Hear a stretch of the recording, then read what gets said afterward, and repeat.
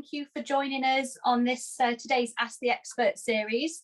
I am super excited to have with me today not one, not two, but 4 people from Guide Dogs that all cover different areas, different sections of the fantastic things that they do. First, I'm going to introduce you to Mark Sanderson. Hi, Mark. Hello. Are you well? I'm good, thank you. Oh, jolly good. So, Mark, can I ask you to please describe what role you do for Guide Dogs, please?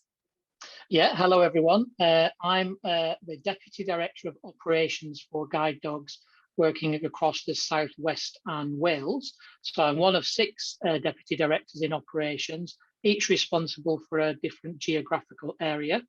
And in my case, the Southwest and Wales encompasses services anywhere from the west of London down to the far south coast, right down to the true southwest, deep down in the southwest there, and up to the Gloucestershire border.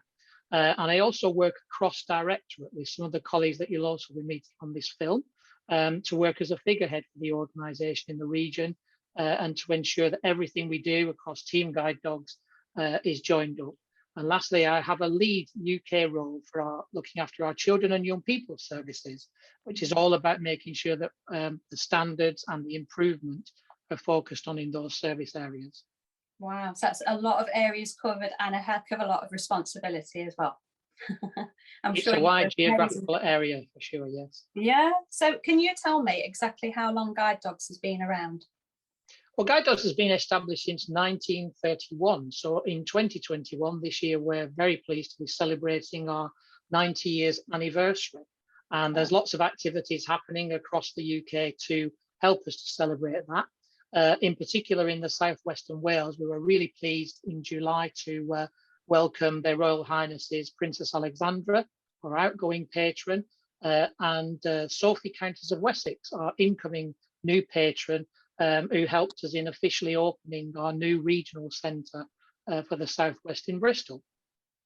That is incredible. Wow, you've even got royalty turning up. That's incredible. And can you tell us how Guide Dogs actually started off? Where did it all begin? Well, back in 1931, there were 2 very innovative ladies, Muriel Crook and Rosamond Bond, who were working in Merseyside and began training dogs to provide guide dogs for ex-service personnel from World War I who'd been blinded in the war. And that's where it all began. And we officially celebrated that 90th anniversary on the 6th of October in 2021. And they were very pleased then to be able to train at that time our first 4 guide dogs. And obviously we've progressed quite significantly since then. So 10 years later, we moved to a centre in Leamington Spa, a residential training centre for guide dogs and clients. And obviously we've established quite a footprint in that town now, as we have our national centre there, as well as working in many other locations across the UK. And those people who are interested in how far we've come, they can view a film celebrating guide dogs on our website or on our YouTube channel, which really takes you right from 1931 and the innovative work that was done there right up to the present day, and how we're providing a wide range of different services for people with sight loss. Well, I'm definitely going to check that out when we film this. Definitely, that would be interesting to see. Yeah, absolutely. And obviously, I know Guide Dogs doesn't just provide one service; it provides multiple services. Can you give me a basic description of what it is that you provide? That's absolutely right. As our name suggests, we obviously provide guide dogs, so a mobility aid in a dog for people with vision impairment. But we also now provide buddy dogs and companion dogs. So a buddy dog is a companion for a child or young person with sight loss, there perhaps to encourage their exploration of the environment around them, to build their confidence and self-esteem, and might for some be a precursor to a guide dog that helps a child really to build their skills and to develop. And I've seen that working amazingly at first hand with my son's buddy dog, Leo, who's a very lovely golden retriever Labrador. Companion dogs pretty much do the same thing for an adult. It might be instead of a guide dog, it might be after having had many years of working with a guide dog, that somebody still wants to benefit from the skills of a well-trained dog to provide a companionship for them. We also provide orientation and mobility services for adults. So that's principally where we're training people to become independently mobile using a long cane, and perhaps also covering some daily living skills to support their development. And that's a very complementary service to our guide dog service. So quite often benefiting from orientation and mobility will be a precursor to guide dogs. And for children, young people and families, we have a habilitation service. So habilitation is all with an emphasis on proactivity, positively looking at how we can develop skills for children in orientation, mobility and daily living, so that they have the confidence to live their lives independently and well. And we also have MySighted Guides, which is a volunteer-led service that provides trained sighted guides to help individuals to get out and about more on their own terms, to explore and build links with their local community, and to build their confidence with their mobility. Again, that can sit standalone or complementary to all of our other important services. And last but certainly not least, we have a range of other services for children, young people and families that we call our national CYP services. And that encompasses some really exciting areas of work, such as our customised book service, where a child can have access to a large print book in a font and a print size and a colour page of their choice, but at the same price as a high street book. We have education, advice and support for parents and young people who are dealing with challenging issues in school to help make sure that their needs are fully met. We have family support services, very much working remotely, but also into the community with families to support them in accessing a wide range of assistance that they may need. And also we have a technology grant service that can provide specialist technology equipment that people with sight loss, children with sight loss may need.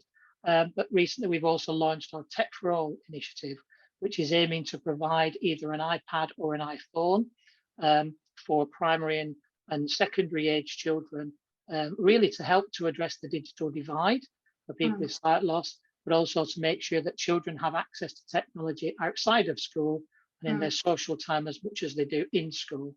So you can see since those early days in 1931, we've really expanded our range of services to people with sight loss. A heck of a lot, yeah. And it's like a lot of people that aren't, obviously everybody knows guide dogs. I mean, I don't know anybody who doesn't know anything, guide dogs, but I think sometimes that's all that you do. But like you say, you've come on such a long way and you provide so many things. I mean, with obviously last year was a bit topsy-turvy, I'm sure you've come across some issues that you've maybe had to overcome. Have you come across anything and how have you had to deal with it? Absolutely. I think like all organizations, we're very much hit hard by the impact of the pandemic. In particular for us, we had to stop breeding of our life-changing puppies for a time. Many of our staff had to work from home where that was feasible. We had to take a lot of our services online and provide them virtually. We had to really focus on keeping in touch calls with our clients to make sure that we minimize the impact on them and they didn't experience additional isolation because of the pandemic. And of course, we recognize that because of that, a lot of people are now waiting longer to access some of our services, and particularly for those on our ready to train list, people who are waiting for their next or their first guide dog, they are unfortunately waiting longer than we would like at this time. Yeah. Oh, bless you. But it sounds like you're back on the ball running now and you're on top of everything. So well done for that. Well done. Yeah, we're working really hard on that. Yeah. And, we're trying to overcome those challenges. We're looking at some innovative ways that we can bring more young puppies on in our organisation to support more guide dog owners sooner. We've restarted pretty much all of our services now, and we're steadily increasing the volume of those. We're continuing to deliver some things virtually because, as we all have, we've learned how we can do things differently and better. But our main focus is investing in the future and making sure that we can support as many people as possible as quickly as we can, but with good quality services. And we're very excited to be developing the Guide Dogs Academy, which is allowing us to bring on many more new people into the organisation to train as guide dog trainers and guide dog mobility specialists to be able to meet the demand that we know is very much there. Definitely. So you're still growing now, and imagine in another 10 years' time you'll be even bigger then, with lots more new members. Absolutely. Yeah. So Mark, I'm going to move on to your colleague Francesca. Hi Francesca. Hi Sarah. Hello, welcome. And everyone. So Francesca, can you please explain to everybody what your role is with guide dogs? Of course. So my name is Francesca Rolle, and I'm the Services Marketing Officer for professionals and partners covering our Southwest region. And I work closely with our team nationally to help support national rollout of services as well. So my role really is around making sure everybody who could benefit from our services knows about everything that we do and helping people to access them through our referral pathways. So I do a lot of work with the hospitals, the health and social care sector, our wonderful sector partners, both in national and local charities, and trying to engage with all of the relevant professionals and partners in the VI sector to make sure that we're reaching as many people as we can so that they can access our life-changing services. That's amazing. So you're always kept on your toes then, aren't you, virtually? Yes, definitely. Lots of people to talk to all the time. Yeah. Oh, that's excellent.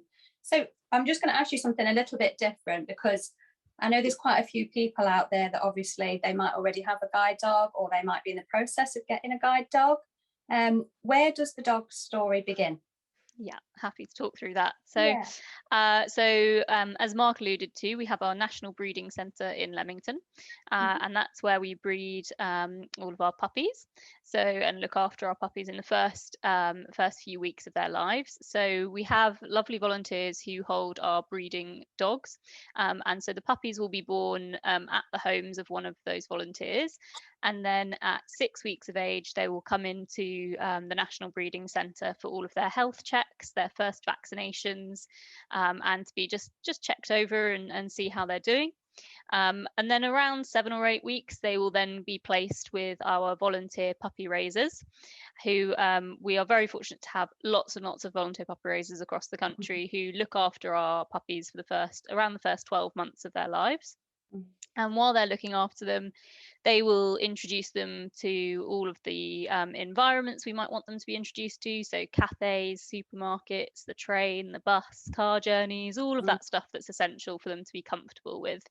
And they'll also bring them regularly to puppy training classes, which we host for them and teach them the sort of basic commands such as sit, lay down, nice lead walking and all of that kind of thing. And they receive support from our staff throughout that first year. So then at about 12 months, they will come into one of our local training centres, and they will come into work or training. We sort of refer to it as school every day, and they stay with our volunteer fosterers on the evenings and weekends. And so they bring them in and pick them up, a bit like dropping the kids off at school every day to our centres. They're then in training for a period of time, sort of the early training followed by the advanced training, which is when they start putting on their brown training harness and learning to walk in harness. And then once they're ready, we will look at matching the dog to a person on our waiting list. And that matching visit is really important. The dog and the person have got to fit together well. All goes well with that match, they will then be they'll go on something that we call class, which is a 2-week training, usually at a residential at a hotel with other people. So they'll get the opportunity to meet other guide dog owners who are training with their new dogs as well, and they sort of create a nice supportive peer group. They'll then train for a further 2 to 4 weeks before they're qualified, and then hopefully, if all goes well, they'll become a qualified guide dog partnership. Wow, that is a long journey, isn't it? It is a long journey. That is a long journey. Wow. They qualify usually at around 2 years. Really? Yeah, they're usually about 2 years old. Okay. And obviously I noticed that you mentioned that the dog is going to be matched with the owner. Is there anything specific that you have to look for in order to make that perfect pairing? Yes, so it's quite complicated actually. I think people think it's as simple as find a dog, find a person and go. But actually we have to think about things like walking speed, the person's height, the kind of activities they do. So we have some dogs who might really love the countryside, but they're not as good in cities. So we need to match them to somebody who's maybe in a rural area. We might have some dogs who are great in cities, and so they'll do much better, but they might have sort of other animal distractions, so they'd be better being away from the countryside. So it's all of these different things that you might not think about at first that we consider when matching them, even to the extent of personality. So if somebody is someone who's really active and out and about a lot, we need to pair them with a dog that's happy to be out and about all the time. If somebody is a bit more of a homebody, we'll try and match them with a dog that wants to kind of sit around with them at home most of the time. So it's a real a lot goes into it to sort of, you know, match up the right dog and person. Yeah, that's incredible, because it's obviously, I mean, I've got a dog myself, and it's almost like obviously he's a family member. Yeah. So it's like pairing that perfect friendship almost, isn't it? Oh, definitely. Not just, yeah. Oh, they're going to be a partnership for usually about 8 to 10 years, so it's got to be right. Yeah, definitely. And obviously once the person's been paired, I think you did mention there's this like aftercare or things that people and their dogs can go to and get extra training or meet other people that have got guide dogs as well. Yes, Yeah. so there's a period of very intensive support after the first match. So the first 6 weeks, they have lots and lots of support and training, and that will include covering their regular routes, working with them and the dog on the routes that they want to take regularly. And then after that, we have, for the first year, they will have quite regular checkups to check on the partnership and also the dog's health and all of that sort of thing. And then we have annual aftercare checks following that, which will then become more regular again as the dog gets a bit older, so that we can check the health of the dog, see how they're working, how their health is doing, how their motivation to work is, and start talking about when retirement might be an option for that partnership. Yeah, that's incredible support that you offer. It really is. I had no idea, so I'm glad we dug into that one. Yeah. Just to change the subject slightly, Mark, obviously when we spoke previous, was telling us about the Tech for Children, which I thought is an amazing thing that guide dogs offer. Can you tell me a little bit more about that, please? Yep, certainly. So I think Mark went into it a little bit earlier, but so at the moment we've been really fortunate to have a partnership working with BT and Apple, and so we've been able to provide iPhones and iPads to children with a visual impairment, and we've so far we've approved over 4,000 applications for devices nationally, so a huge number of people that have really benefited, and it is a limited time offer at the moment, just due to funding. Obviously we can't sort of infinitely supply them, but we are looking at that for the future. The giving out those devices also comes with a package of support, so we've got tutorials on how to keep your child safe online, and sort of some tips and tricks videos about how to get started using the devices and things as well. And then of course, if the families need that extra support, they can call into our advice line to get some additional support over the phone for that as well. What's been amazing has been that we've had over 50% of the people that have applied were people that didn't really know about our other services and are now accessing other family support services from us as well. So we've been able to reach a huge number of families to build support around their whole lives and not just through that tech, which is absolutely incredible. And the other thing to mention is we've got the technology and grants services. So I think Mark mentioned it briefly, but we have grant funding available all the time for technology and also sensory play devices. So if people want to get something like the light up and sort of sound emitting sensory play toys, which can be quite expensive for people, we've got grants available for those as well. That's amazing. So if people want to apply for these things, is it go on the website, or is it give you a phone call, or a bit of both? Yeah, there's all the information's available on the website. So as a first point of call, that's a really good place to go. But if they want to talk through anything further, our advice line's always there for people to give us a ring. Yeah, amazing. Thank you, Francesca. Thank you. I'm now going to move on to your colleague, Sarah Knox. Hello, Hi Sarah. there. Hello. Hi, nice to meet you, Sarah. How are you? And you? I'm very well, thank you. Yes. Good, good. So, Sarah, you do a lot with the fundraising side of things, don't you? That's right. Yeah. I'm Sarah Knox, so I'm one of the regional community fundraising managers for Guide Dogs, and I cover across the same region as already mentioned, across the southwestern Wales. So within my role, I work with a team of community fundraisers who support our volunteer networks. They work with anybody who wants to do a fundraising event or activity for us throughout the year. So we provide a lot of advice and support to encourage people and support people who would like to fundraise for us in some capacity. So obviously I've had a big browse through the website, and there's a big long list of all the things that you guys do to help raise funds for Guide Dogs. Can you name me just a few of them, what you do? Yeah, absolutely. As you said, there are loads of different ways that people can fundraise for us or donate to Guide Dogs. So there is something for everybody.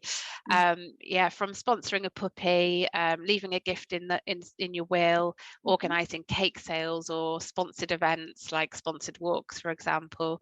I sort of mentioned briefly there that we've also got a network of fundraising groups as well. So they are a great opportunity for people to get involved that little bit more on a more regular basis to support events and activities that are organised by the groups on behalf of Guide Dogs. Just to sort of mention, as Mark said earlier, we've been supporting people for over 90 years, and it really is through fundraising and donating that enables us to continue what we're doing and hopefully be here for the next 90 as well.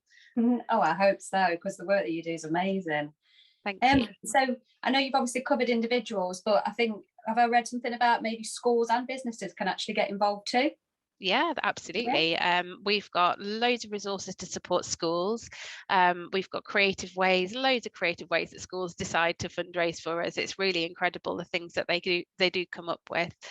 We have a really great reward scheme for our schools as well called the Puppy Graduation Scheme. So if they reach £300, they can actually sponsor a little class of guide dog puppies, which is amazing. We also have loads of curriculum linked resources that are all free as well for teachers, so that they can help teach the children about sight loss and various eye conditions, etc. So lots of really educational things for them to use as well. But yeah, as you mentioned, we absolutely love working with businesses too. We're always looking for companies that might be looking for their next charity partner. We'd like them to consider if they'd like to work with Guide Dogs. We have another amazing scheme called Name a Puppy, and it really is the ultimate reward for our supporters if they reach the fundraising target, where they actually get to name one of our Guide Dog puppies. They receive updates about the pup as well, and on some of the schemes they also get to meet it, which is just absolutely fantastic. Anybody can name a puppy, but it is a particularly amazing way for companies to bring teams together and do something really positive and fundraise towards something that's very, very tangible. Yeah. Have you, I'm going to ask you a question off the cuff here. Sorry to put you on the spot. Is there a particular dog name that comes up a lot? Oh, that's an interesting one. There probably is, but we have to be quite mindful about the names that are chosen, just to make sure that they are appropriate for our guide dog owners to be calling across the field. And also just to make sure that they're not too similar to a command word, for example, and the dog's going to be able to easily recognize the name and respond to that. So we do have a bit of a vetting process on the names, just to make sure. We tend to encourage people to submit a boy's name and a girl's name, just because it's sod's law that sometimes we get litters that will be all boys or all girls, and we'll have waiting lists can be a bit longer if we've only had one. So we try to get people to choose one of each, and then there's that sort of little bit of excitement of which name, whether it's going to be a boy or a girl, and which name's going to be chosen. So it's a really exciting process. Yeah, I love the fact of everything you mentioned with your fundraising, because it just seems to me that it's a massive community effort. It sings a lot of community to me, and I want to know if you've got anything else coming up that you want to share with everybody. Yeah, we are currently in the middle of Guide Dogs 90. So it is October at the moment, and this is our official Guide Dogs appeal. So every year we have a really big campaign during this month where we try and get as much activity going and get people to really sort of celebrate what we've achieved over the last 90 years. So really, really exciting time in Guide Dogs at the moment. Coming up in December, we've got the 12 Dogs of Christmas campaign, which is the second year we've run that, and that's a really exciting one as well, which will be going live very soon. One of our other big campaigns is the Great Guide Dogs Tea Party. We actually won a Guinness World Record a couple of years ago for this campaign, and although anyone can get involved any time of year, we always have a big focus on National Tea Day, which falls in April, so I'd encourage people to look out for that. And I also thought I'd just do a quick plug here as well for our online guide dog shop, which is guidedogsshop.com, and they sell a huge range of really amazing guide dogs branded items, merchandise, and we have some quite exciting new products launching in time for Christmas. So I thought it was quite a timely moment to mention that one. Yeah, definitely watch this space. Yeah, I'll have a look myself actually. Oh, that's wonderful. Well, thank you for sharing just what is most probably the tip of the iceberg as to what you do with fundraising, but it gives everybody an amazing idea of all the excellent work that you do. Thank you, Sarah. Thank you. So last but not least, I'm now going to introduce everybody to Rachel Bartlett. Hello, Rachel. Hi, everyone. Hi. So, Rachel, please tell us what amazing work you do for the volunteers side of things.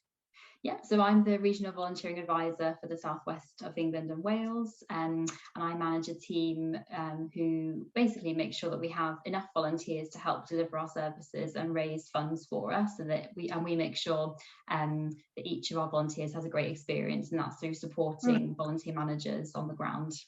Lovely. So what kind of things can volunteers get involved in? Yeah, great. There's lots of things for volunteers to get involved in. But first of all, I'd just like to say that we wouldn't be able to deliver our life-changing services or raise the same level of funds without our amazingly dedicated 14,000 volunteers nationally. So if anyone listening is a Guide Dogs volunteer, I'd just like to start off by saying thank you for your support. So we actually have over 80 different volunteering roles, and they sort of range from joining one of our 400 fundraising groups, as Sarah mentioned, to directly supporting our services. So that could be through looking after our puppies or dogs, or helping someone with sight loss become more independent. So I'll just go into a little bit more detail now about what those involve.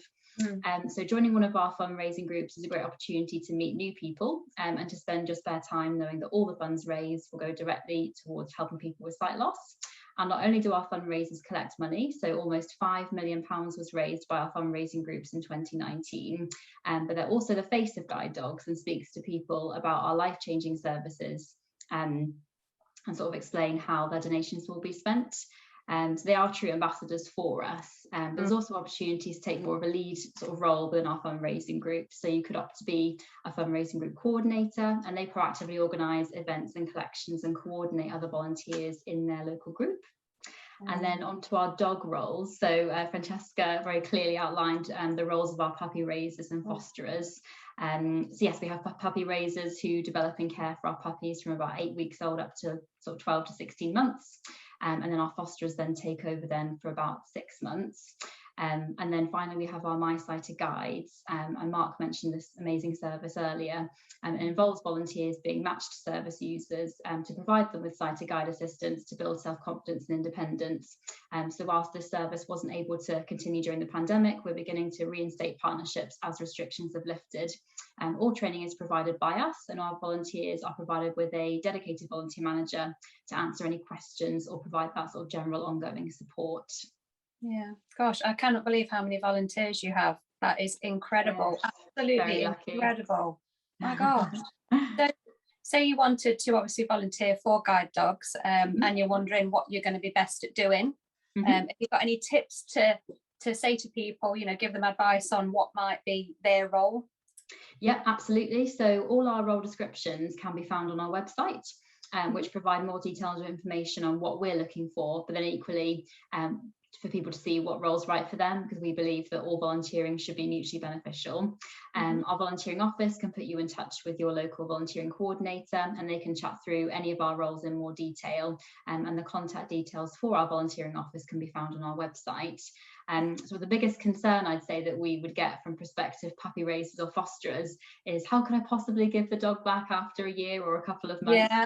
And it's a really tricky one, because our volunteers naturally do get attached to the dogs they do look after as they become part of the family. But I think that knowing that you're playing such a huge part in preparing one of our dogs for their future working life is such a rewarding thing to remember.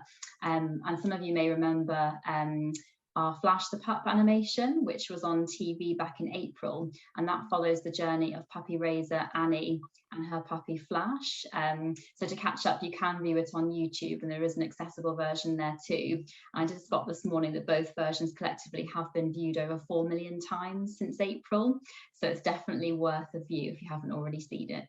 Okay, you're throwing some big numbers at me today, you are. Wow.